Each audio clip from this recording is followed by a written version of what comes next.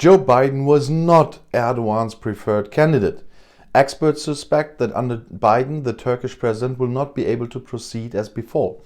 Nevertheless, the West lacks a strategy so far, while Erdogan continues to expand his influence, even if it was not officially stated.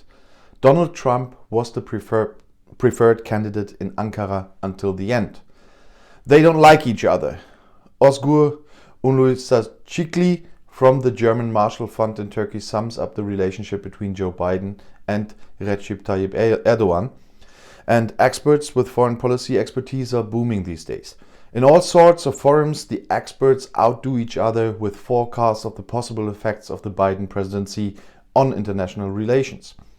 A recurring thesis is that the framework conditions for Turkish politics will change under President Biden. Donald Trump, so the argument goes, let his Turkish counterparts have their way. In recent years, Washington has watched more or less inactive as Ankara has expanded its influence, often with the use of the military, beyond the country's borders even. Iraq, Syria, Libya, the Eastern Mediterranean, and most recently the South Caucasus are the arenas on which Erdogan pushed forward. In Europe, the Turkish forward strategy is met with clear rejection. And by no means only in Greece and Cyprus, two countries that see their territorial integrity as directly threatened. Erdogan's policy has few friends in Paris either. Turkey has a bellicose attitude towards its NATO allies, said French President Emmanuel Macron recently. Macron's feud with Erdogan is no longer just about the Mohammed caricatures and the Islamic issue. Paris and Ankara are rivals in the struggle for power and influence on Europe's external borders. Turkey's foreign policy is increasingly at odds with the EU's priorities, according to the current Brussels Progress Report. At their summit in December, the Turkey issue will again occupy the heads of state and government. Before the last summit in October, EU Foreign Affairs Representative Josep Borrell had warned that relations with Turkey would be at a historic turning point if Ankara did not behave well in the dispute with Greece and Cyprus. Turkey has not changed its behavior. The Brussels words were not followed by deeds. Resubmission in December saw the signal of hesitation. The community is grappling with the question of how to deal with a Turkey that is increasingly aggressive in terms of foreign policy. The subject of sanctions is on the table. Athens and Nicosia, in particular, are demanding economic penalties against Ankara. The government in Berlin, on the other hand, does not consider sanctions to be an effective policy tool in this case. Meanwhile, Europeans are turning their gaze to Washington when it comes to Turkey's policy. In a guest commentary in the Washington Post, the foreign ministers of Germany and France pled for a new deal in transatlantic relations. A joint approach against or towards Erdogan's Turkey is at the top of their wish list. We will have to find an answer to Turkey's problematic behavior in the Eastern Mediterranean and beyond, write Jean-Yves Le Drian and Heiko Maas to the future US administration. Support for a transatlantic alliance in Turkey policy also comes from an unexpected corner. Macron and I agreed that Turkey's recent actions have been very aggressive, said outgoing US Secretary of State Mike Pompeo in Paris. Europe and America must work together and convince Erdogan that such actions are not in the interests of his people, said Pompeo, who had previously pleaded for the US to go it alone. Meanwhile, Ankara is unimpressed. In the first official reaction to the US election, Vice President Fuat Oktay said that the government was not interested in the result. No election in whichever country will change anything for us, he said.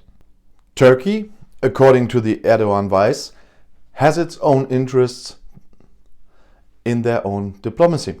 That sounds presumptuous, but is not empty rhetoric. Step by step, Ankara has developed its own foreign policy in the past few years.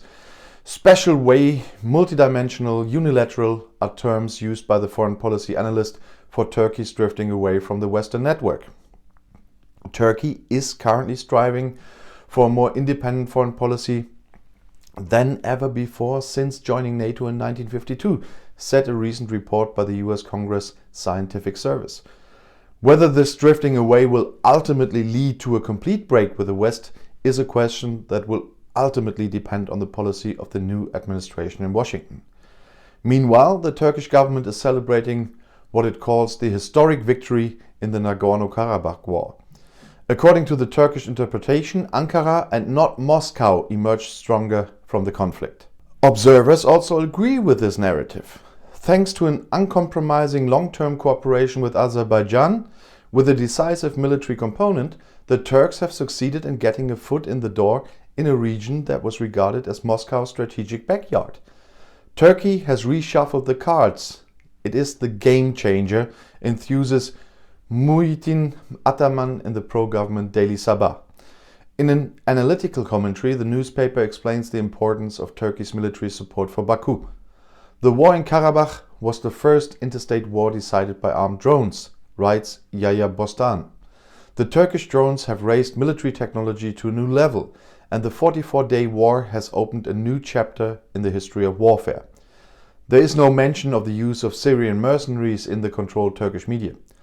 According to eyewitnesses, unanimously reported, Ankara promoted Syrian fighters to the battlefields of Nagorno-Karabakh for a fee.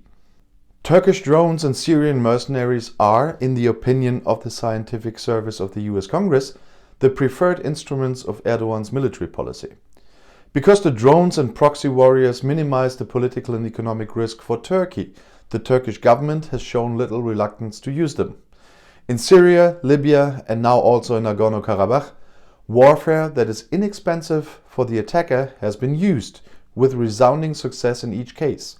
Meanwhile, Turkey continues to expand its arsenal of remote-controlled weapons. The Turkish media report that drones made in Turkey are enjoying huge sales on the international arms market. Drone boats are now supposed to bring a whole new dimension to the strategic options of the Turkish generals.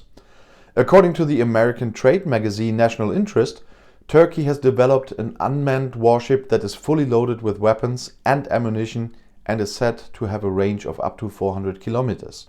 The announcement of the new maritime weapon system sends a political message at a time when Turkey is arguing with its neighbors, above all Greece and Cyprus, over the sea borders, writes the paper. An arms race has long been going on in the region. In the short term, manufacturers in the West, above all in the USA, Germany, France and Italy, will also benefit from the arms business. It's a game with fire. Not long ago, the German foreign minister warned that any spark could lead to a catastrophe. Berlin is trying to find a balance between the quarreling allies on Europe's unstable southeast flank. Whether Joe Biden can help will not be seen until the new year, and more exactly January 20th at the earliest.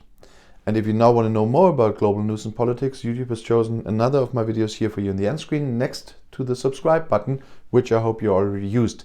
And if you're interested in more of my channels, 2 of them are right up here, more in the description. I'll see you in my next video. Click and enjoy. Viel Spaß!